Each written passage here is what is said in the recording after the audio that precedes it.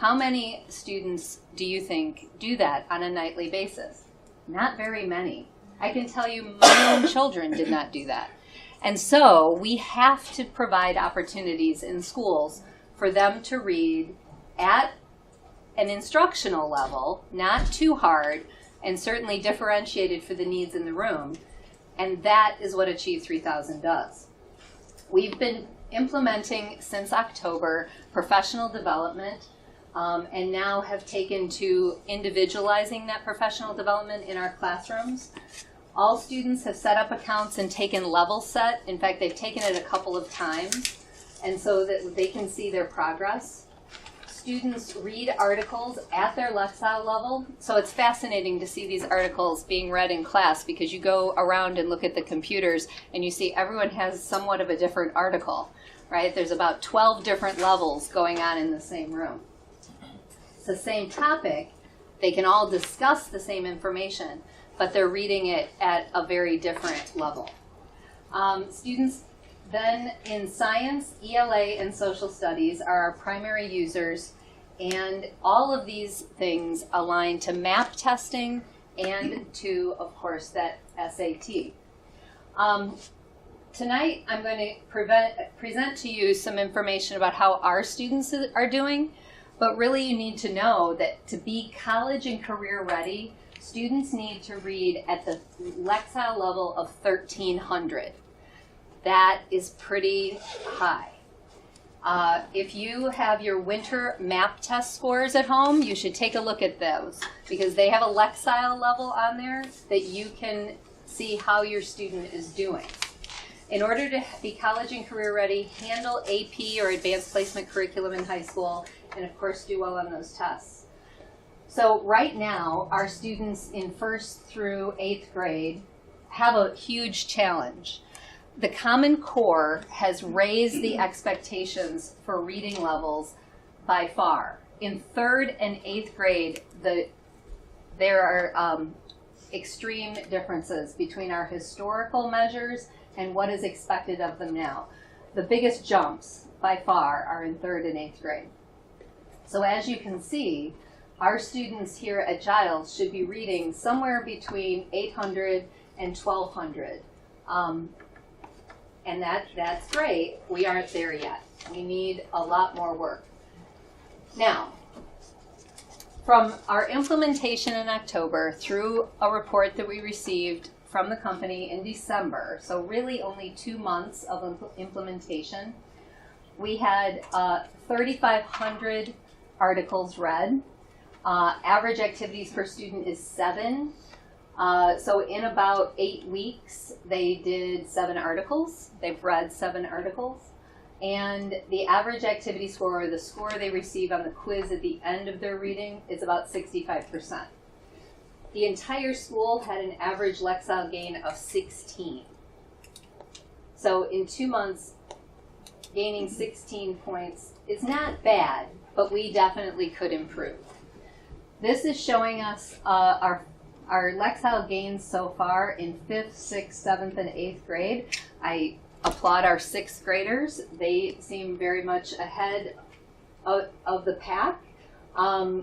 Each of our students, as you can see, sort of that light blue bar over to the right, is where they should be by the end of their grade. So if you're about a quarter of the way there, you're doing well. I think our 6th and our 8th graders are definitely on track, and really our 5th and 7th aren't too far behind. The Lexile gains they've made, especially when we're just getting to know this program, are very nice.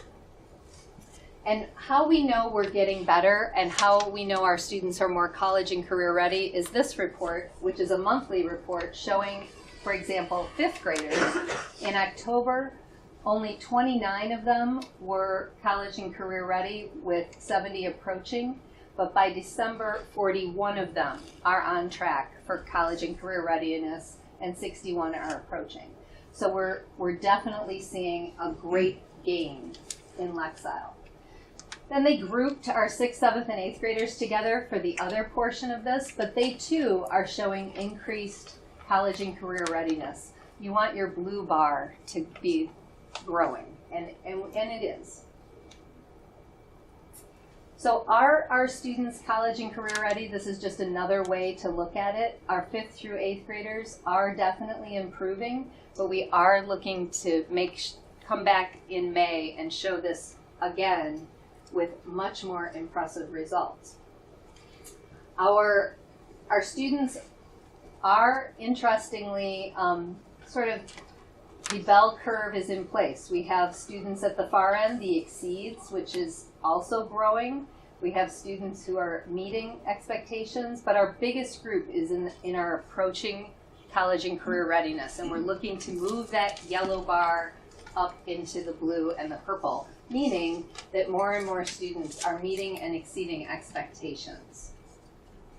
And our average activities per student is most in 5th grade, but our 6th and 7th graders average 9, and then our 8th graders average 8. That's accounting for also January. It's a little bit updated data. So the program is in place. It's being implemented. We're having professional development, and the teachers are seeing excitement out of at least some of our students as they level up and see those Lexile gains. There's different ways that the professional development people have showed us how to make it a little bit more game-like, which is fun. The articles are directly related to what they're studying in class, and I think the ball is definitely rolling, and so I'm very excited about that. Are there any questions? Yeah. How are the kids tested for this specific reading level? So it's reading comprehension questions that appear after the reading itself, and even the questions are leveled for the needs of the kids. And how do we test the kids during the year? Or what is the plan? Or how do you do that? How many times? So in the program itself, once a quarter, they're tested in this thing called level set. However, this also directly relates to math testing. It directly relates to Ames Web testing for those students who do that Ames Web testing. So all of them measure their reading Lexile level. Okay. So this is a key number for our parents to understand, where you can go to the library and select books at your child's Lexile level. Oh, okay. That's a really good thing to do, so that you can go and ask the librarian, it's a range. It's not an exact science, but certainly you'd want to know that maybe going to the library, so you could challenge them. Yeah, they would. So the librarian would know that, or is there a way to look it up somewhere Absolutely. Online, like the book title? Or... Yep. That would be very, very Lexile.com. You can just throw it in there. Any book title. Sorry for the selfish question. I think it would help everybody, but I'm asking for a reason. Totally. Thank you. Can't you also go and put in the Lexile score and that it your will kid give has, you and it'll give suggestions. you a list of suggestions? That is well. correct. Too, yes. Yep, you do it the other way around. Yep. It's a great resource. So, thank you. Thank you. Going to Dr. Melanie. So a few things I just want to follow through with the Board of Education. One of them is I'm aware that the high school had canines that were invited into their school via the state patrol, and I thought it would be a good idea to bring it to the attention of this board if there'd be any interest to having our canine unit, or dogs, if you will, that can go through our middle school. So I just wanted to bring that up to you tonight and get some guidance on what your thoughts were on taking this approach. I know it may seem a little bit unusual, but there are schools in the state that have actually partnered with agencies, so not only are they going to get the practice, but sometimes there are things that are found with the expectation that over time people will be aware that we're going to have canine units that are going through the schools. The second, I want to give you an update on the LASIK progress with West 40. West 40 just got back with me today. They're going to try and set a date for our withdrawal petition that we had sent to West 40, and we anticipate in the next 2 or 3 weeks hearing back, and I will keep the board informed of that as things become more, as things percolate, if you will. Thirdly, I want to talk about the staff. We have the positions on the board agenda, and the reason we have the positions for the people that are being renewed is because the board needs to vote on where people will be staffed. We will then share with the rest of our staff where they will be staffed. Keep in mind the Board of Education votes, and the Board of Education can choose not to vote on any or all of the positions that are listed here if they so choose. And so we have to vote, place these people in positions, and then we're going to provide to staff their placement tomorrow by the end of the business day. The other thing I want to make the board aware of is we do not have to give the placements until April 15th. That is the date. We're choosing to do it well in advance.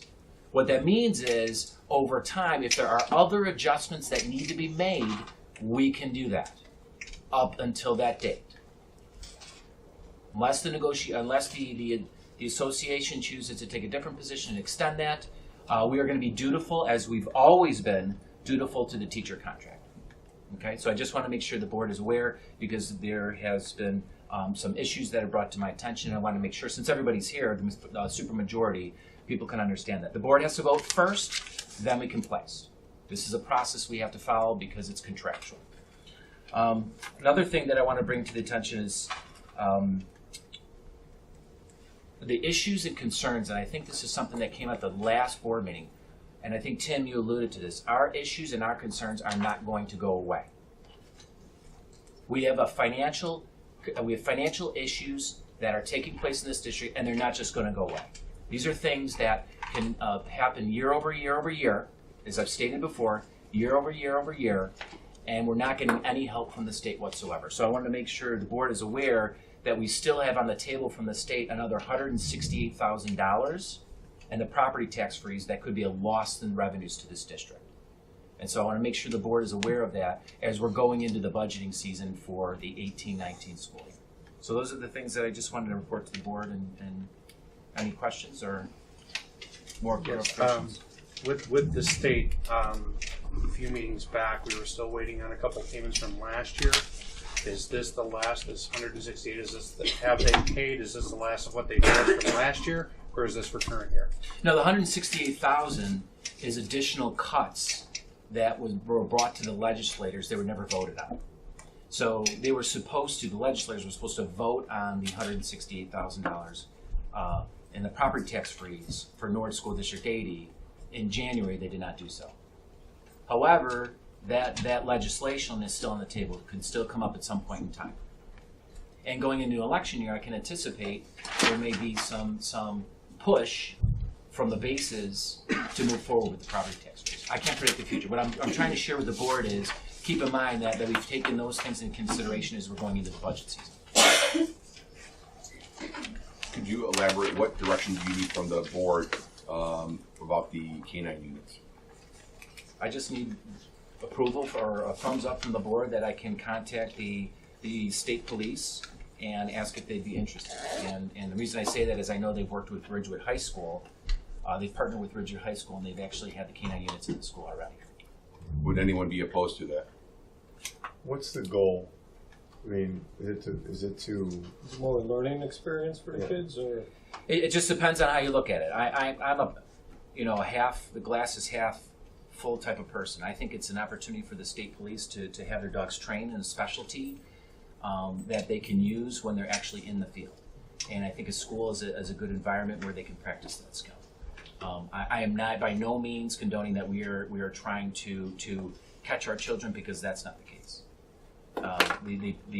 The practice is to bring them in, to have them to work through the school, and it ends up becoming a great training opportunity that they wouldn't normally have. We used to have that before with the Norwich Police Department when they used to have the K-9. So I thought that was the case. Yep, absolutely. Yeah, they used to practice in the school regarding that. And the way things are going on now, which just last week, may benefit us. Hopefully we won't have to use it, but I think, in my opinion, I mean, it sounds like an interesting thing if it was brought as an educational. It has to be can't be rough on the kids mentally. I mean, socially and emotionally. I mean,